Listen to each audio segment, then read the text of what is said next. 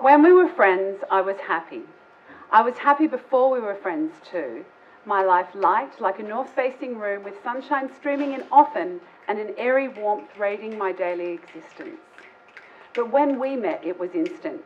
You became a disco ball throwing sparkles and interesting facets of illumination into far-flung corners of my life. Our friendship grew from simple but powerful foundations.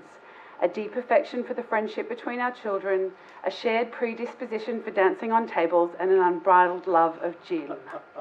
The diverse threads of our lives slowly began to weave together over time, and the cloth that enveloped us was colourful, glittery, warm, and soft.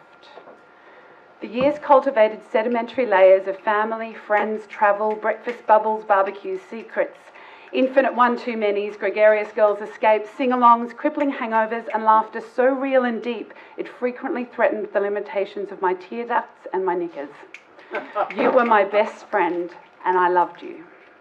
And then a text, just another among the millions of characters we had shot through the atmosphere when time or circumstance banished longer, more in-depth discussion.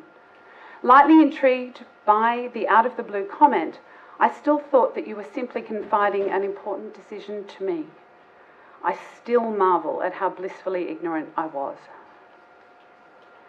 Slowly throughout that day, it became apparent that your decision was not about you, it was about us. Immediately, I began to feel the cocktail of adrenaline and cortisol begin to mix deep inside the now insecure, exposed shell of my body.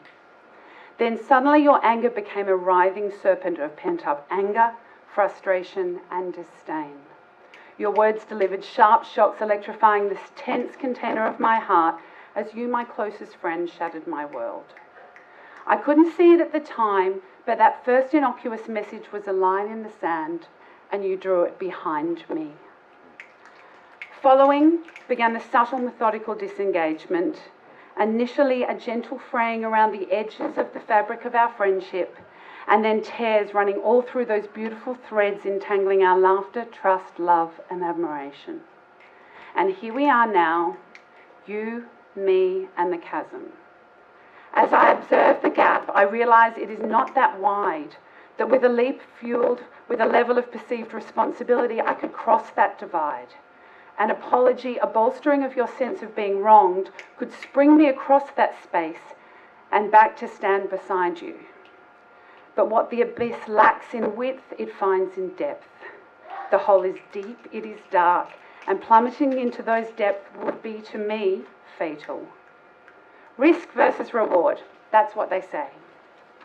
The risk is monumental. Rejection and rebuke, a further twist of the knife, more heartache from more places I never knew could hurt this much. The reward, the reappearance of my disco ball. But with the little mirrored squares now chipped and cracked, cloudy and smudged, the play with the remaining light in my life would never be the same. The decision is not hard, it's just hard. I am lonely, I miss you. The way you have behaved fills me with an aching melancholy I have never known. But I was a light, north-facing room, sunshine streaming in often, and an airy warmth radiating my daily existence. And I can be again.